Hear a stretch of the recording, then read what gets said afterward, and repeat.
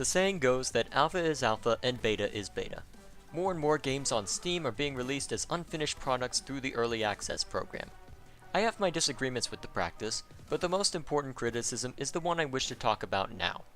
The next logical step, the saying that something is in an early state of development, is to suggest that any criticism levied at the game is basically not worth discussing. It's not like developers will just release crap they never intend to finish to scam the system and all that fun stuff. Come on! Everybody knows that never happens. While I will admit that being in an earlier state means that I'll be more understanding and accepting of issues, the idea that you can't criticize a title in early access is complete bullshit. Has the gaming community forgotten the whole point of a beta? Just in case it has, here's a quick reminder. It is a testing period where people are brought in, play a game, see what works and what doesn't, and give feedback accordingly. Give feedback accordingly. So essentially, we aren't allowed to criticize a beta that was put out there in order to gain feedback and our thoughts on it.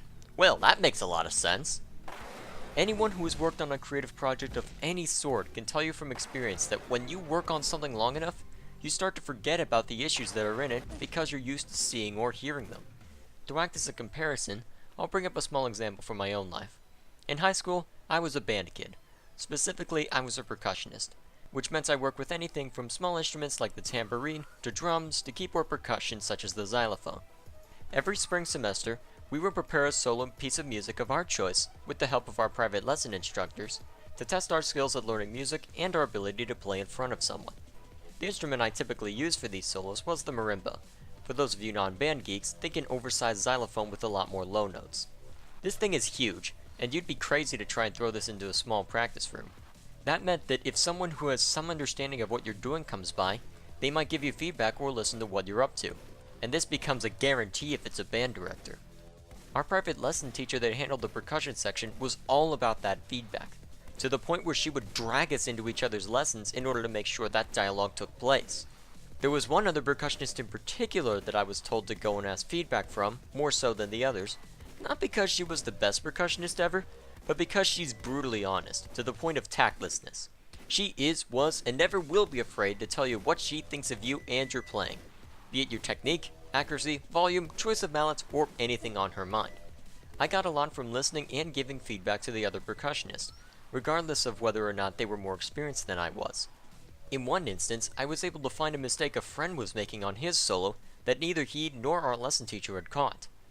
By the logic of early access, though, where we vigilantly defend anything under the label of unfinished, that dialogue would have never happened. Do you know why we have QA to test our products? Because we're human and don't catch everything. You know why we ask for feedback from friends, families, and others? Because we're human and don't catch everything. You know why we have beta testing? Because we're human and don't catch everything. In fact, during the beta testing is when you want to catch those mistakes. If the developer acknowledges that a problem exists and that they'll fix it, very well. I'll hold them to their word and see what solution they have down the road. Until that dialogue happens though, you don't necessarily know if they're aware of it, what impact their fix or lack thereof will have on the game, or how long it will be until it actually is fixed. That is pertinent information that is important for the consumer to know. In order to help facilitate that discussion, I feel that developers that go through the early access program should be much more transparent than they currently are, especially if you're going to ask us to spend money for access. Better yet, I would like it if Steam started requiring publishers going through early access to give an ETA on when certain features are coming and when the game will be fully released. I know this isn't always possible on all games and with all developers, but there needs to be something in place to keep the system from being abused. If the developer of Towns could have been punished in some way for abandoning their project, we might have actually seen that game be finished and fully realized. We need to commit people to finishing their products, or what happens surrounding that game is going to be a repeat incident. If Valve isn't going to curate their store, they sure as hell need to better label everything. They can't say they support free market and casually throw out caveat emptor when they don't give any obligation for early access titles to be upfront about what's in their game and what isn't. Early access changes radically during its life cycle. Having that information easily accessible on the store page where you are going to be buying the game from should be standard practice. Make the developers set those deadlines on when their game will reach certain features and when the game will be fully released. Promote those that hit them consistently, and punish those that don't. If someone fails to hit a deadline, give them a warning. If they fail to make significant progress or fail to meet too many deadlines, take their game down until it has reached that state. If that happens too often, prevent them from using the early access program entirely. No doubt many of you are typing in the chat about how this system would harm indie developers who don't necessarily understand what they're doing yet, blah blah blah.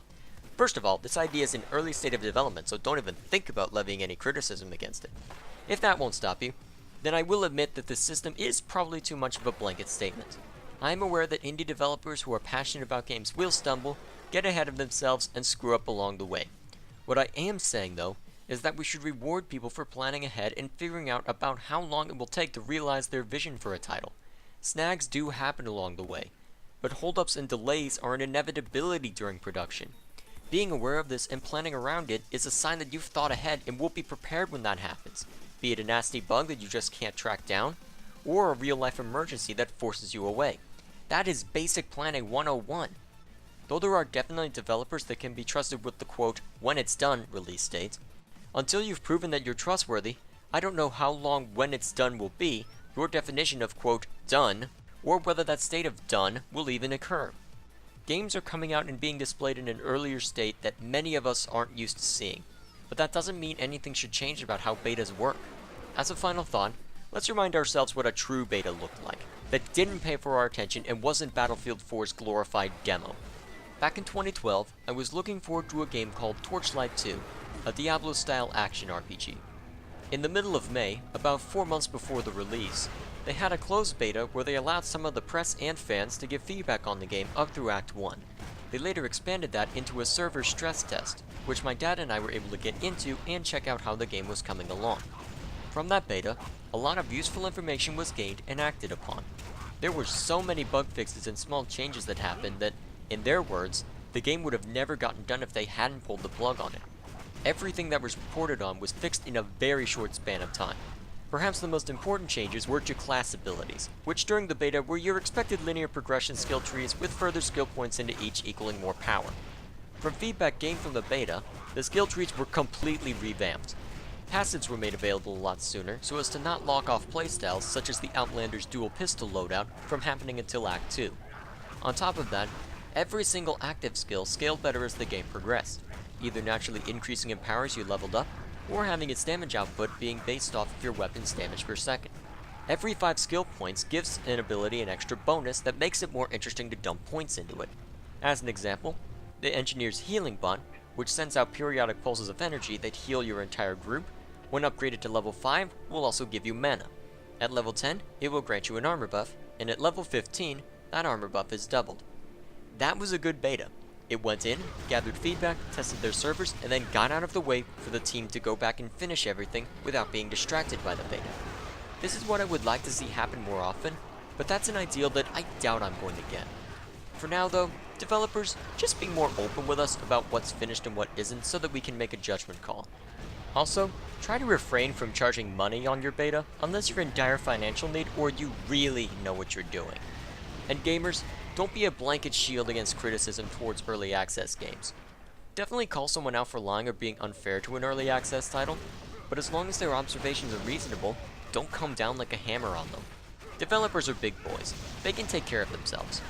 Besides, how developers handle feedback will tell you all you need to know about the developer in question. Good developers are not afraid to be told what is good and bad in their title, and will figure out a way to either fix it or act on that in future titles. The bad ones, well, they create these abominations and then try to hide the fact that they are abominations. That dialogue is how we make games that are progressively better, so let's forget the idea that we should muffle our criticism. That concept hasn't ever applied in our gaming past, it hasn't applied in any of our creative history, and it sure as hell doesn't apply now. I am the Mad Scientist, aka Dr. J. Thank you all for watching. Please consider liking and sharing this video if you find it deserving, and let me know what you think in the comments below. I'll see you all later.